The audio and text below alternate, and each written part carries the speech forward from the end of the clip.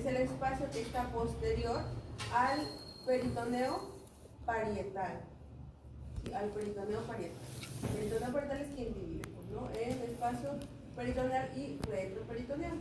Entonces, como podemos observar, ese retroperitoneo desciende, desciende hasta la zona inferior.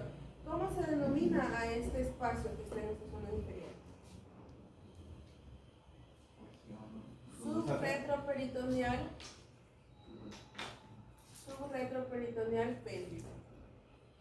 Porción subretroperitoneal pélvico. Se olvidan porque puede ser pregunta de examen. ¿Por qué no subretroperitoneal? Pélvica. Tenemos en esa imagen, en una vista anterior, si pueden observar, hay unas membranas como transparentosas, no sé si pueden observarlo, ¿verdad? Por ejemplo, aquí voy a delimitar una.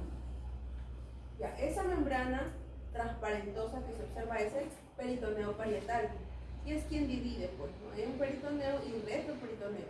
Las estructuras que encontramos detrás de esa membrana transparentosa, ahí está principalmente, pues, los riñones, ¿no? Los riñones. Doctora, disculpe, ¿puede cruzar? ¿Me puedo explicar después? Sí pueden observarlo, ¿no? Peritoneo parietal, y lo que está posterior al peritoneo parietal es el espacio retroperitoneal. Entonces, ¿qué podemos decir? Te colocas tu gorrito, ya se colocas tu gorrito para que no esté de manera. Entonces, ¿qué podemos decir? De manera general, que es un espacio anatómico localizado posterior al peritoneo parietal. Vamos a tener órganos retroperitoneales, tanto primarios y secundarios.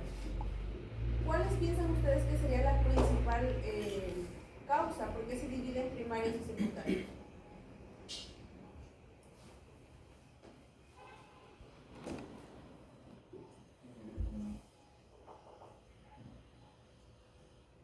Lo primero tiene que ver más con el sistema digestivo. Bueno, realmente se divide en primarios y secundarios por la formación embrionaria, o sea, el origen de su formación embrionaria. Los órganos retroperitoneales primarios siempre han sido retroperitoneales. Desde su desarrollo embrionario han estado en el retroperitoneo. Pero los órganos retroperitoneales secundarios han sido parte del el espacio peritoneal. Cuando el ser humano ha ido creciendo, ¿no? Durante el proceso de desarrollo, pierden esos mesos y se convierten recién ahí durante el desarrollo en órganos retroperitoneales. O sea, su origen fue peritoneal. ¿Sí queda claro? Yo creo que les puedo preguntar, de estas diapositivas de retroperitoneal les van a venir sí o sí preguntas teóricas. Una o dos. ¿Ya? Entonces presten atención. O sea, la diferencia entre primero y secundario por la formación embrionaria. Por el origen de la formación embrionaria. Los primarios siempre han sido retroperitoneales y los secundarios principalmente fueron peritoneales, y en el transcurso del crecimiento, en el desarrollo del niño, del adolescente, perdieron sus mazos y obviamente, en el transcurso del desarrollo perdieron sus mazos y se convirtieron en retroperitoneales. ¿Ya? Entonces, es el origen embrionario. ¿Y qué vamos a tener en ese espacio retroperitoneal? Más espacios. Vamos a tener 3 espacios principalmente. Un pararrenal anterior, un pararrenal posterior y un perirrenal. ¿Y esto por qué? Porque hay una membrana renal que nos da esa división. Cuando hablamos de anatomía hablamos de límites. Entonces, en retroperitoneo vamos a tener diferentes límites.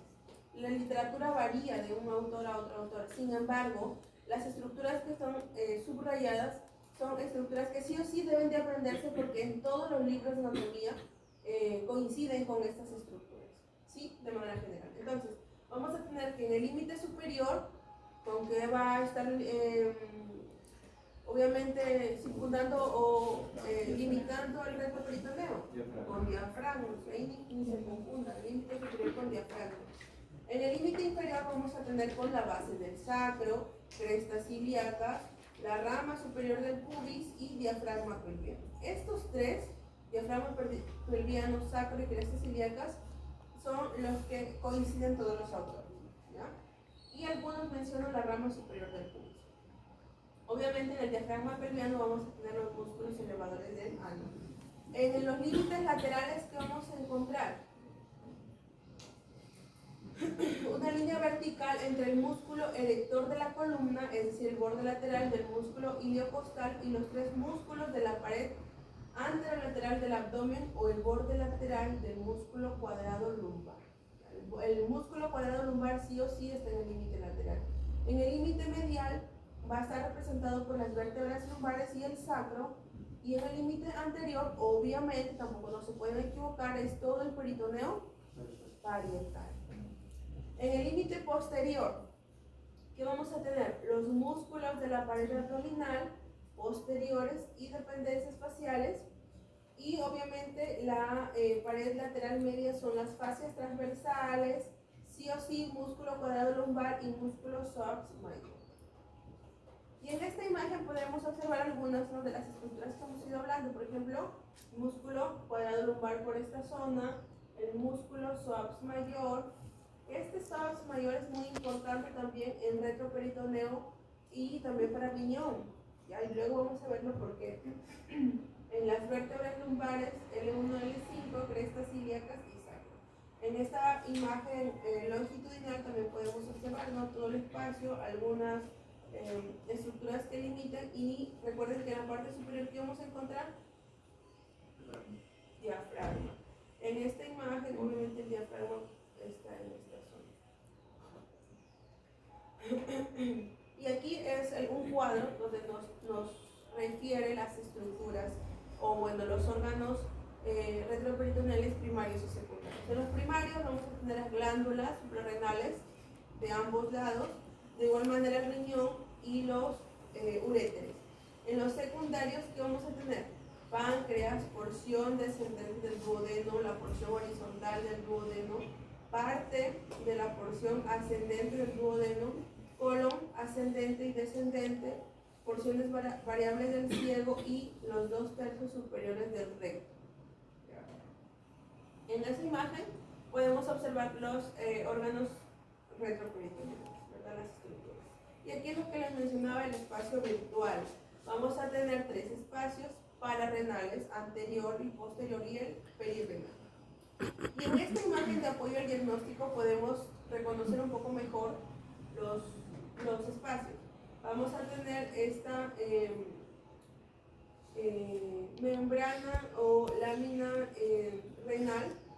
Este es el riñón derecho y este es el riñón izquierdo. ¿Y por qué? Porque estamos en una vista inferior. ¿Ya? No se vayan a confundir. Esta es una vista inferior y observamos el riñón derecho y el riñón izquierdo. Esta lámina renal es quien divide, ¿ya?, al espacio pararrenal anterior y pararrenal posterior.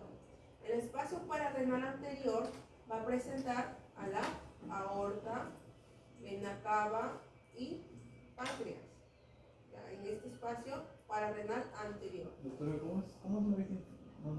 No tiene sentido la vista inferior. ¿Cómo es?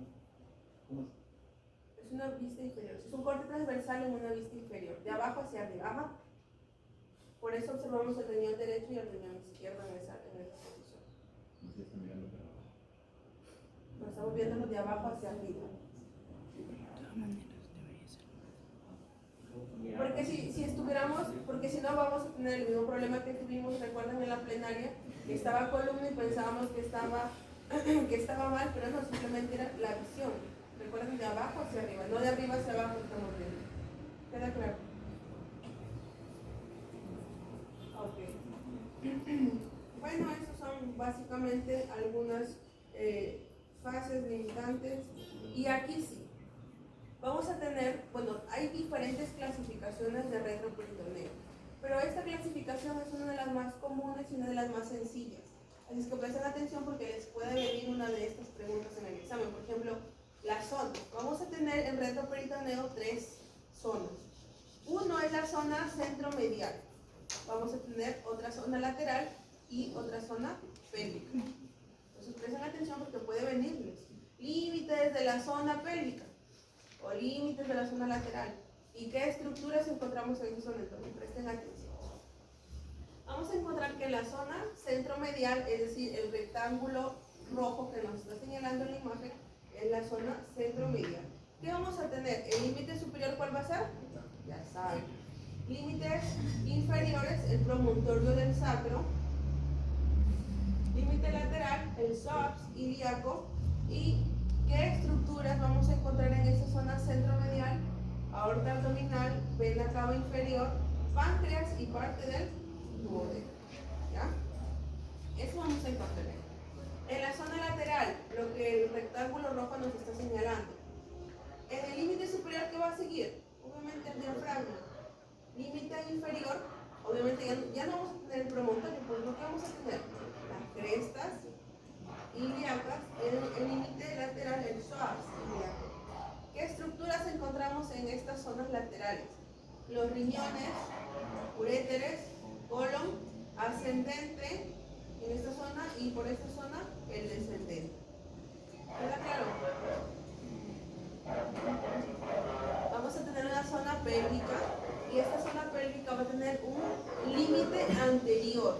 No va a presentar límite superior. Esta presenta un límite anterior que es un espacio, el famoso espacio de Retzi o breve cercano. En el límite inferior sí va a encontrar, pues vamos a encontrar a todo el sacro y en el límite lateral toda la pelvis. ¿Qué estructuras encontramos en esta zona pélvica? El recto sigmoides, vasos linfáticos y órganos urogénicos. Entonces está bastante sencilla esta clasificación para que se lo puedan aprender. ¿Ah? También, pero principalmente eso, en cuanto a estructuras, en cuanto a órganos.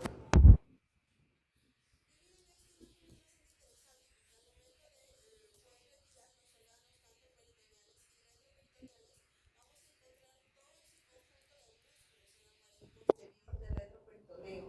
Entonces, recuerden que lo que duele al paciente cuando viene a consulta con dolor lumbar y dice, doctor, me duele el riñón o doctora, me duele el riñón.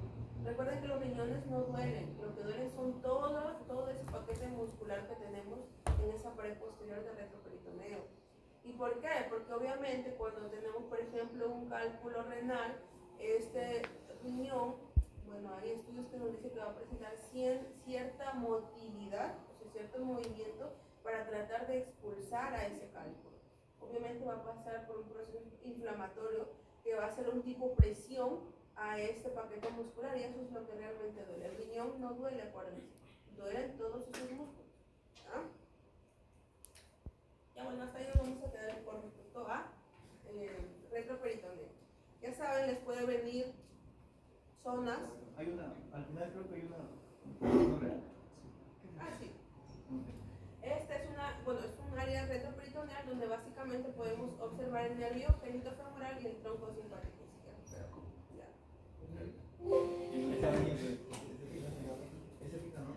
No. Yo lo que les digo es lo que viene. Yo lo que les digo es lo que me digo. Creo que está 100% comprobado. Incluso en los de histología. Todo lo que les digo viene. Entonces, pueden venirles órganos primarios, secundarios. ¿Por qué son primarios? ¿Por qué son secundarios? Los que no han venido se la pierden. Algunos límites, pero los más básicos, por ejemplo, para el posterior, ¿qué músculos encontramos principalmente y están muy subrayados?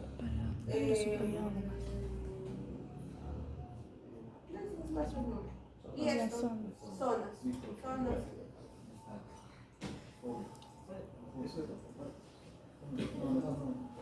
Vamos aquí.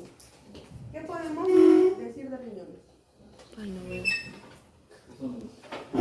Que son órganos pares porque tenemos un riñón derecho y un riñón izquierdo. Muy bien. ¿Qué más?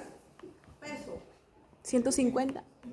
150 hasta 170 algunos libros, y por eso serán solamente los de talla alta. Ay, no se puede agarrar. 150. No, tienes que irte allá. ¿Sí? ¿Qué más? ¿Desde dónde, en el caso de vértebras, desde dónde podemos ubicarnos? T12 hasta L3. Esos límites son en cadáveres. Todos los libros nos dicen eso, porque la anatomía se estudia en base a cadáveres, pues, ¿no? Esos límites son en cadáveres. Si yo les pregunto límites en una persona de pie, nosotros, desciende desde L1 a L2 hasta L5 o L6. Inicia en L1, L2 hasta en una persona de pie. Pero en los cadáveres, como nos enseñan en anatomía, obviamente sube, pues, ¿no? Nos enseñan al momento de acostarse. ¿Qué más podemos decir? Vamos a tener polos. Un polo superior y un polo inferior. El polo superior va a estar obviamente en contacto con el diafragma. ¿Y el polo inferior con qué músculo? Psoas mayor, el inferior. ¿Qué más vamos a tener? Que va a presentar bordes. Medial y lateral. Vamos a tener un borde externo o lateral, que es un borde convexo, y un borde medial o interno, que es un borde cóncavo. Cóncavo porque es como que cavan, pues no está así, cavado. O sea, medial es cóncavo. Sí. Medial es cóncavo. Y el externo lateral es convexo y es el de mayor longitud. Ya, entonces, ¿por qué va a presentar esa característica de cóncavo? Porque va a presentar el ilio, pues, ¿no? Y recuerden que cuando hablamos de anatomía, un ilio es el espacio o el lugar donde ingresan estructuras hacia un órgano determinado. Ese es un ilio de manera general, porque en varios exacto, vamos a encontrar ese espacio o ese sitio, esa zona donde ingresan estructuras, un ilio, el ilio renal. Entonces, por eso es cóncavo. ¿Qué más vamos a decir? Que va a presentar paredes. Una pared anterior, de la que vemos, y una pared posterior. La pared anterior va a ser cóncava o convexa. No, si son lisas, sí. Pero cóncava o convexa. ¿Cómo se dijo? Convexa. Convexa. Es más abultada en esta zona anterior. ¿Qué más? A pesar de que son órganos similares o son órganos pares, no son iguales. El riñón izquierdo es un poco más voluminoso que el derecho y eso tiene que ver por el drenaje venoso. ¿Qué más? ¿El riñón derecho está al mismo nivel que el riñón izquierdo? No, el riñón derecho desciende, dicen que hasta 5.5 centímetros desciende. ¿Por qué? ¿Por qué? Por el hígado. Por el hígado, porque es uno de los órganos más grandes y más voluminosos que tenemos en este cuadrante superior derecho, ¿verdad? ¿Qué más? ¿Son rectos o no? No, tienen esta posición, ¿verdad? ¿Siguen el trayecto de qué músculo? Psoas mayor. Dicen que son así, o sea, no son rectos así, sino tienen descienden esa inclinación porque siguen el trayecto del músculo psoas mayor. ¿Qué más? ¿Cuánto mide de longitud, de largo? Algunos dicen de 10 a 12, otros dicen de 12 hasta 14. En promedio, ¿cuánto podríamos decir? 15. 15. No. 13. Ah, no, 13. 13, 12 en promedio. Ay, se pasa. Ay, pobre. Ya bueno, de ancho, ¿cuánto miden? 5. No. No. En promedio 7. En promedio, porque es de 6 a 8, dicen. En promedio 7. Y de fondo,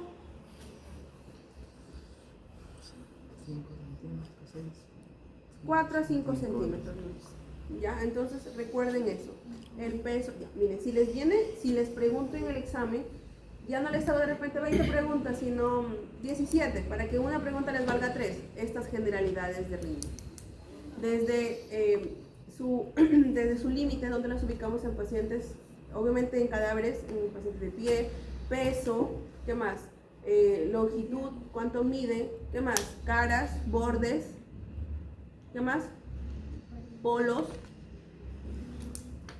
Solo hay dos polos, superior e inferior. Ajá, superior e inferior. El polo superior con diafragma y el inferior psoas. Entonces, ni por Caras, 1, 2, 3, 4.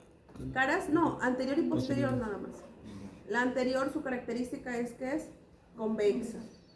Cóncava, recuerden que es cuando tiene una depresión y es la cara interna. La cara interna por el límite. Okay, hasta ahí ya hemos dicho las generalidades. Okay.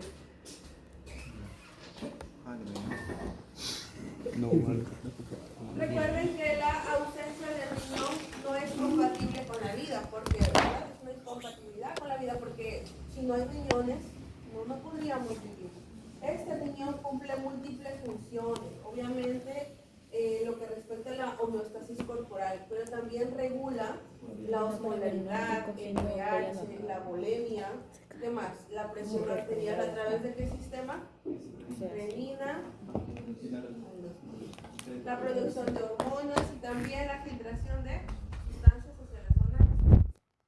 Vamos a ver el nivel de la presión arterial al aumentar o disminuir también la producción de hormona, la producción de hormona calcitriol, que es la forma activa de vitamina D, y la eritropoyetina. Esta va a estimular a la médula para producir los eritrocitos. Por eso, ahí está el motivo, es que algunos pacientes nefrópatas, bueno, casi todos, sufren con anemia, porque un riñón enfermo no va a estimular a la médula ósea, pues a producir. Así es, no, si es un nefrópata con los dos riñones, no produce. Todos los pacientes nefrópatas presentan anemia, todos. ¿Ya? ¿Por qué? Porque como el riñón está enfermo, no va a producir, no va a estimular la producción de eritrocitos. Obviamente, regulación del balance ácido-base mantiene el pH de sangre en 7.4, aumentando o disminuyendo la excreción de iones. Vamos a observar, o bueno, vamos a decir que son retroperitoneales los órganos. Vamos a encontrarlo en los procesos transversos de T12 a L3 en pacientes, en cadáveres, ¿verdad? Y en pacientes de pie, ¿qué hemos dicho? De L1 a L2 hasta L5. El hilio del riñón izquierdo va a estar cerca al plano transpilórico a unos 5 centímetros del plano medio. Y el plano transpilórico va a pasar a través del polo superior del riñón derecho, que se encuentra a unos 5.5 centímetros más abajo que el polo izquierdo, que hemos dicho que es por la relación que tiene con el hígado. A ver, presten atención aquí. Miren, en esta zona superior hemos dicho que el riñón no duele, que no duele como un músculo. Vamos a tener de adentro hacia afuera el riñón, vamos a tener su cápsula adiposa, luego va a presentar su fascia renal, el músculo cuadrado lumbar,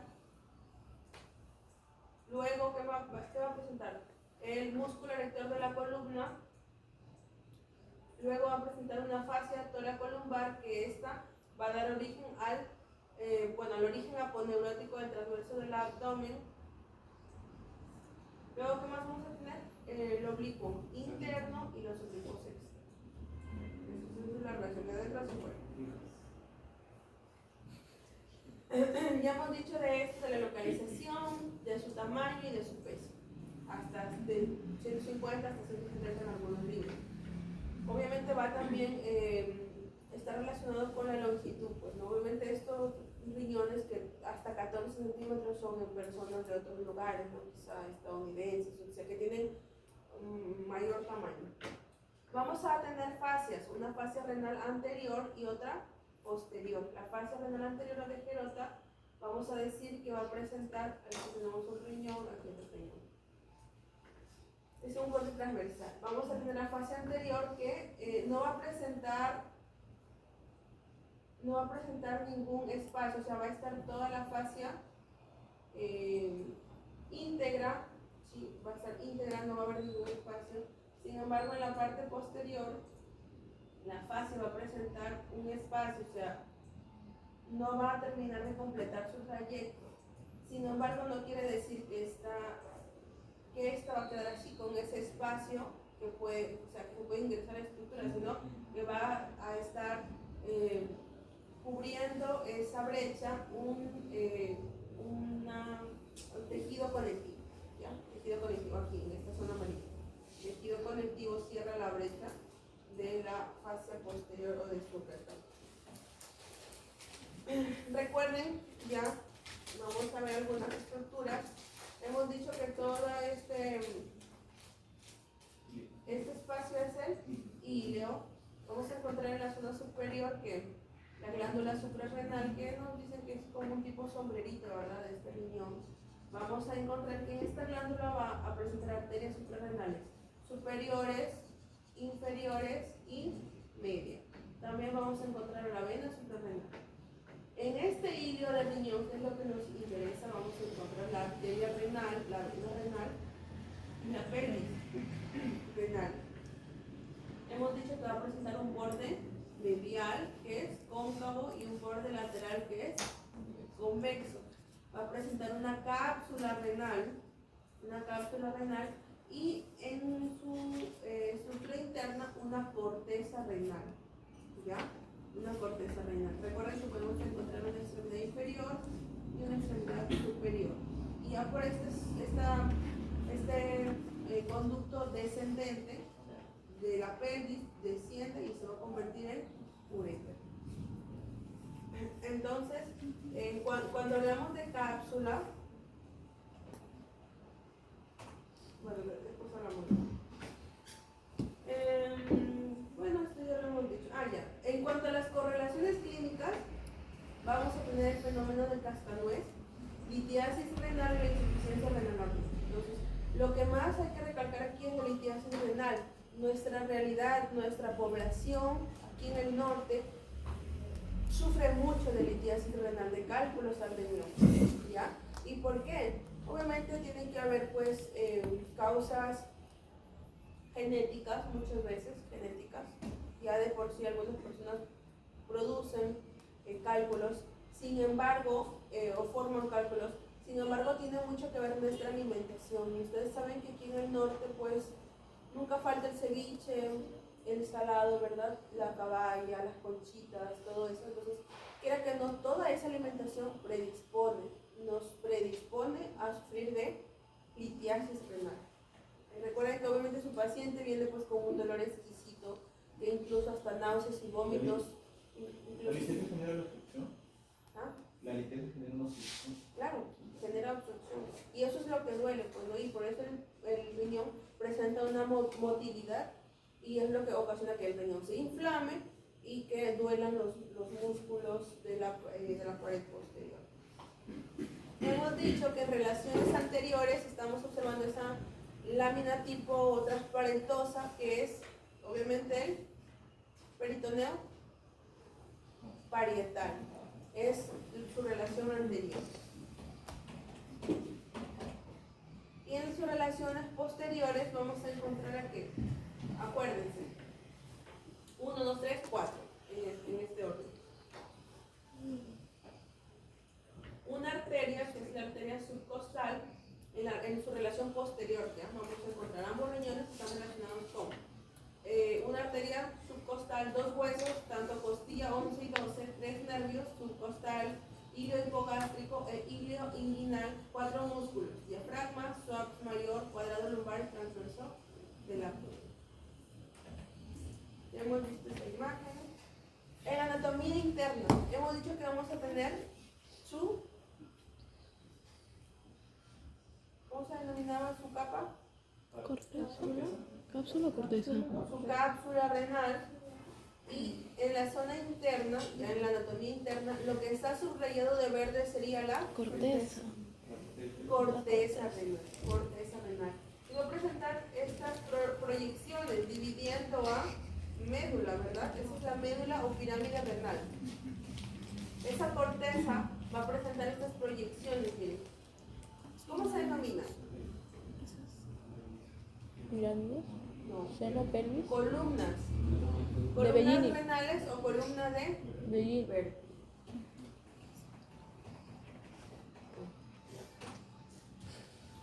Ya hemos visto bordes, caras, hilo. Esto ya hemos visto. En este caso vamos a verlo un poco más adelante. Y aquí me se va a entender. ¿Y por qué? Porque realmente esto es histología, pero hay algunas estructuras pequeñitas que se pueden observar en esta maqueta. Entonces pueden. Y recuerden que se toma lo que se observa. Ok. Miren, en la imagen derecha, bueno, la que está a su derecha, la que está acá a su derecha, estamos observando lo que es la cápsula renal. Pero recuerden que en la cápsula renal vamos a tener una lámina externa y una lámina interna. ¿Ya? Esa cápsula que podemos observar que un paciente sano, esa cápsula se puede retirar con facilidad, pero en un paciente nefrópata esa cápsula está muy adherida. Va a presentar dos láminas, una externa y una interna. Gil, ¿qué tipo de fibras de colágeno tenían? 3. Tipo 1 y y 3. 3. Ambas tienen tipo 1 y tipo 3. Muy bien. Y va a presentar la externa fibroblastos y la interna miofibroblastos. Miofibroblastos. ¿Puede venir? Sí, puede venir. Yo les estoy explicando. O sea, para que sepan, pues no. Repita, por favor. Ok. Ay, pero está fácil. Doctora, no hizo. Puede venir, yo no les sé que va a venir. Puede. La cápsula renal va a estar conformada por una lámina externa e interna. Ambas, bueno, toda la cápsula realmente va a presentar fibras de colágeno tipo 1 y tipo 3. La externa, fibroblastos, la interna, miofibroblastos. Aquí. Aquí sí. Hemos dicho que esta pirámide es una pirámide renal, ¿verdad? Una pirámide renal y esta parte sería la corteza. Miren esta imagen. Aquí tenemos una pirámide, una médula renal, ¿verdad? Hasta acá. Y ustedes pueden observar esta estructura que sobresale como un conito. ¿Los rayos? Es el rayo medular. Es el rayo medular. ¿Qué es el rayo medular? Es parte o es una proyección de médula, porque realmente es una proyección de esta médula, se proyecta hacia la zona de la corteza o zona cortical. Recuerden que se dice cortical porque viene de corteza. Entonces, en este rayo medular, que obviamente es la proyección de esta médula, vamos a encontrar algunos túbulos rectos. ¿Y por qué les menciono esto? Porque se puede observar en esa maqueta. En este rayo medular vamos a encontrar 3 túbulos rectos. El de mayor grosor y el principal es el colector. ¿Qué más? El túbulo recto distal, que es el central, y el túbulo recto proximal. Acuérdense, el distal es el del centro y el proximal es el lateral. ¿Y por qué? No está en relación al colector, sino está en relación. El glomérulo. El glomérulo es el del centro. ¿Cómo se llama todo esto? No, es el corpúsculo. Ah, no, ¿qué? Corpúsculo renal. Todo es un corpúsculo renal. Y el corpúsculo renal está conformado por la cápsula de Bowman y la El de glomérulo. Bueno, sí. el glomérulo. Entonces hemos dicho que se denomina corpúsculo renal. Y este va a tener su túbulo por eso. Este es el proximal porque está más cerca a esto y este es el distal. ¿Ya? Porque está en relación a este corpúsculo, no al colector. Entonces, el rayo medular va a presentar sus 3 túbulos rectos, ¿verdad? El central y el de mayor grosor es el colector, luego el distal y el proximal. Entonces, claro, y aquí en médula, por aquí tenemos el ARG. Ahora, miren, nosotros estamos en zona de corteza, o sea, acá estamos, no estamos acá. Recuerden que este es el rayo medular, que es una proyección de médula, pero en esta zona, ¿qué vamos a tener? Corteza, ¿no es cierto? Ya, en esta zona de la corteza vamos a tener estos famosos laberintos corticales. Corticales porque están en corteza. ¿Qué vamos a tener en estos laberintos corticales? Corpúsculo renal, túbulo contorneado, porque aquí estamos contorneados en el laberinto de la zona de la corteza. Túbulo contorneado proximal, túbulo contorneado distal y este famoso túbulo conector que conecta todo este sistema conductual hacia el colector. ¿Queda claro? Entonces, hasta ahí estamos bien. Miren, este colector da una apariencia de como de colador en esta zona de la papila. Entonces, este colector dice que aproximadamente en esta zona interna, bueno, en esta parte de la médula interna, va a presentar aproximadamente 1 a 2 millones de túbulos. Sin embargo, al llegar a la papila, van a formar unos túbulos especializados, denominados túbulos de Bellini, los famosos túbulos de Bellini, que son parte del túbulo colector porque es el principal, sin embargo son túbulos especializados, ¿ya? Ahí ya confluyen todos los túbulos colectores por esta zona y en esa zona ya confluyen, se convierten en los túbulos de Bellini, que son los que se observan en esta zona. Que se tiene de 18 a 20 aproximadamente. ¿Queda claro? Túbulos de Bellini, 18 a 20. Hasta ahí queda claro.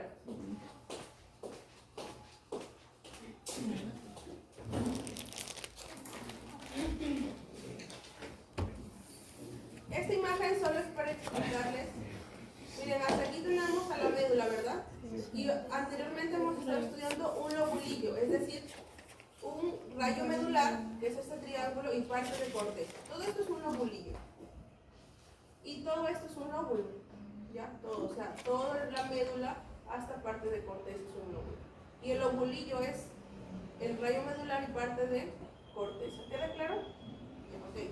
Cuando hablamos de este lobulillo vamos a tener todo este sistema, ¿verdad? Este sistema que era parte de la zona cortical, que es el encargado básicamente de la excreción.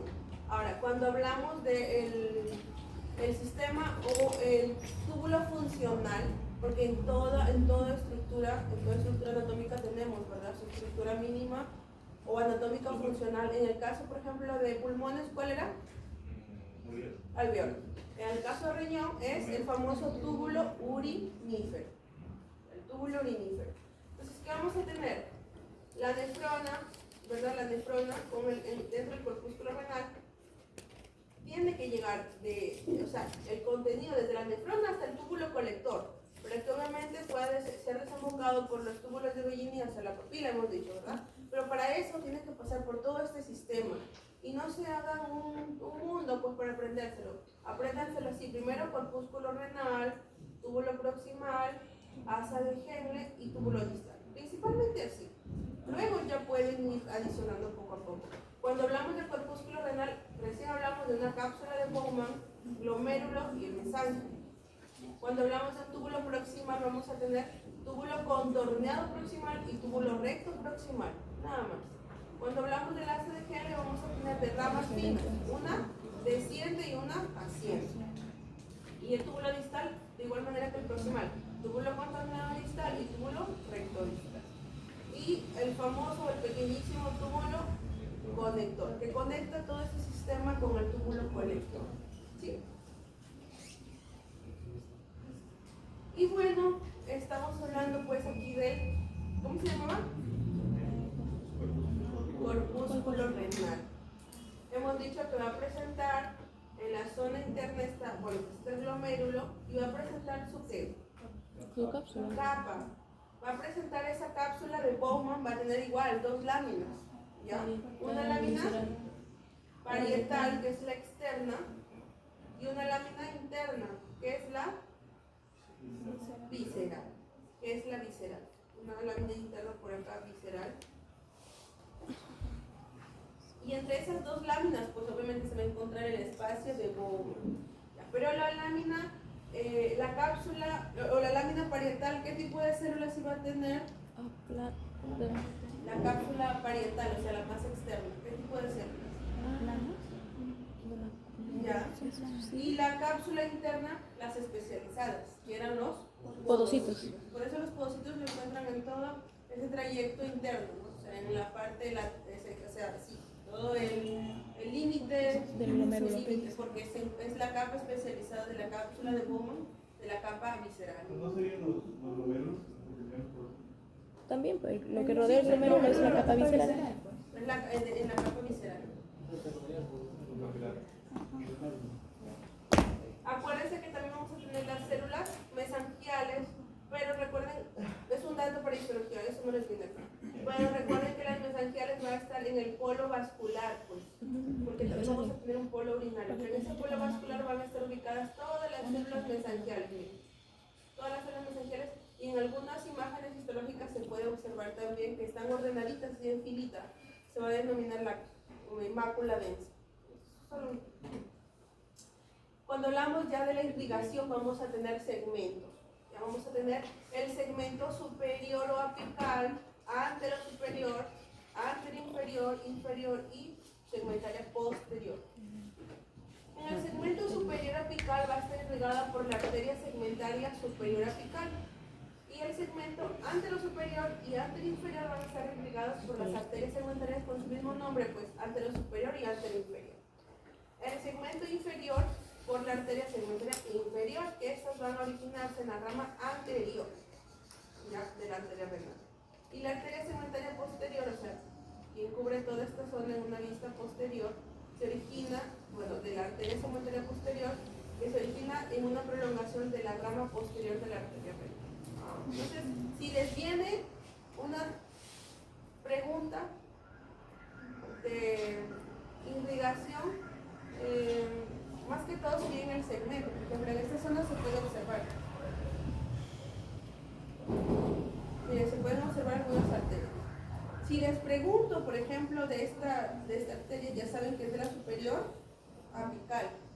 Y si no, les puedo preguntar de la inferior, pero de las del centro casi no, porque se puede confundir. Claro, apical anterior. Anterosuperior, recuerden que no es la más alta. O sea, la más alta, la que está en la zona del polo, es la apical. No se olviden. Ya está. Hasta ahí con respecto al riñón. Chicos, ahorita, ¿qué es lo que quiero? Que se acerquen o que se dividan en 3 grupos y que se dividan. Un grupo esta maqueta, el otro grupo la maqueta de acá. Sí, que tomen su foto y que... Ahí no es tan fácil, no se les va a... Mejor pongan histología que sea. A ver. Drenaje linfático. Difieren, ¿ah? Difieren. Riñón derecho y riñón izquierdo. ¿En qué difieren? En los ganglios nada más. Después, todo el trayecto es lo mismo.